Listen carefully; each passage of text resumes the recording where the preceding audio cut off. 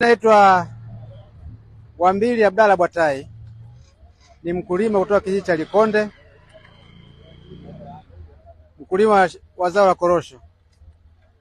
Nafurahi kupata pembejeo za bure ambazo tumeletewa na serikali. Furaha yangu ni kubwa kwa sababu kwanza pembejeo zimekuja kwa wakati mwafaka. Zimekuja kipindi ambacho ndio kwanza tunaanza maandalizi ya msimu mpya wa korosho. Kwa hiyo ni furaha kwetu. Unajiandaa msimu wa kilimo wakati tayari una pembejeo ziko ndani. Hii ni furaha kubwa sana. Tunaishukuru serikali yetu ya Jamhuri ya Muungano wa Tanzania chini ya Mama Samia. Tunamshukuru sana. Kwa kweli haya aliyotunerea haya sio ya kawaida.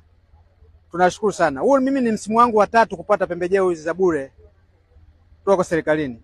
Tunashukuru sana. Kabla hatujaanza kupata pembejeo hizi za bure kutoka serikalini, mavuno kwa kweli yalikuwa sio mazuri sana. Yalikuwa mavuno ya chini. Unalima sehemu kubwa sana lakini matokeo yake mazao yanakuwa ni machache.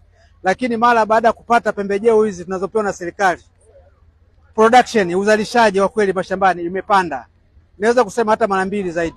Kwa kweli tunapata mazao mengi na kwa wakati mzuri. Na tunashukuru pia na bei nayo kidogo iko vizuri. Tunashukuru kwa hilo.